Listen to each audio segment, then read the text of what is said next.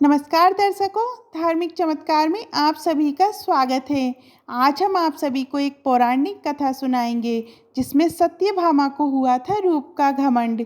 श्री कृष्ण भगवान द्वारका में रानी सत्यभामा के साथ सिंहासन पर विराजमान थे।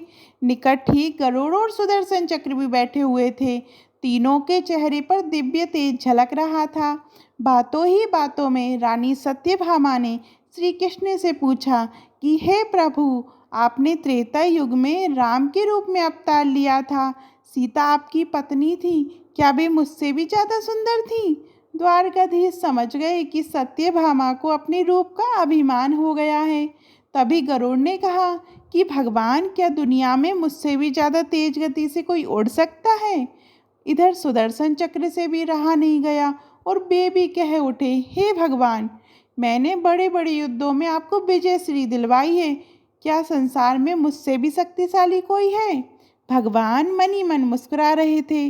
वे जान रहे थे कि उनके इन तीनों भक्तों को अहंकार हो गया है और इनका अहंकार नष्ट करने का समय आ गया है।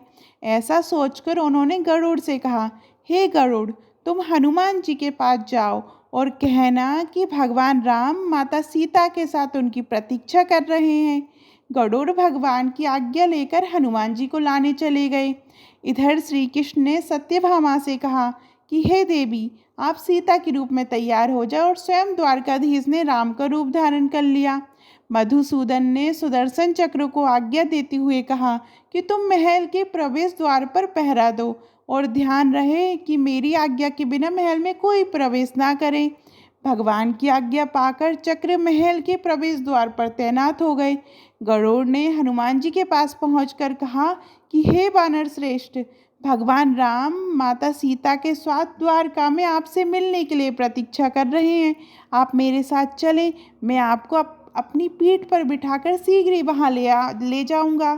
हनुमान जी ने विनय पूर्वक गरुड़ जी से कहा, आप चलिए, मैं आता हूँ। गरुड़ ने सोचा, पता नहीं ये बूढ़ा बानर कब पहुँचेगा।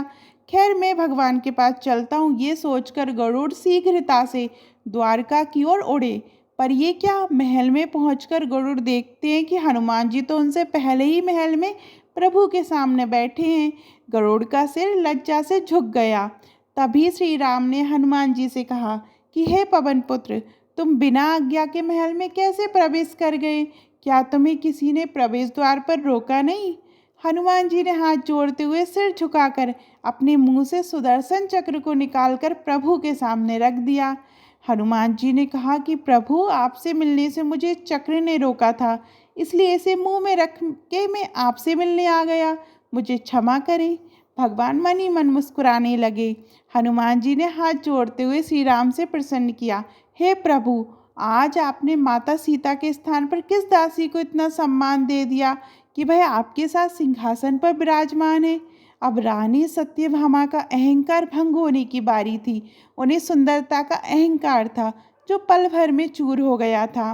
रानी सत्यभामा, सुदर्शन चक्र व गरुड़ जी तीनों का गर्व चूर चूर हो गया था। वे भगवान की लीला समझ रहे थे।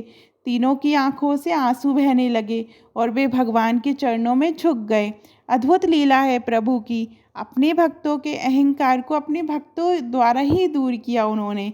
जीवन में कभी भी अहंकार नहीं करना चाहिए। जरूरी नहीं है कि आज जो आपके पास है वह कल भी होगा। अपने अंदर जरा सा भी अगर अहंकार आने लगे तो स्वयं ठाकुर जी हमसे दूर हो जाते हैं। ठाकुर जी को निस्वार्थ भक्तों की ही ज़रूरत है, अहंकारी की नहीं। आपको ये कहानी कैसी लगी कमेंट में ज़रूर बताइएगा। और अभी तक आपने हमारे चैनल धार्मिक चमत्कार को सब्सक्राइब नहीं किया है तो सब्सक्राइब करिएगा। धन्यवाद।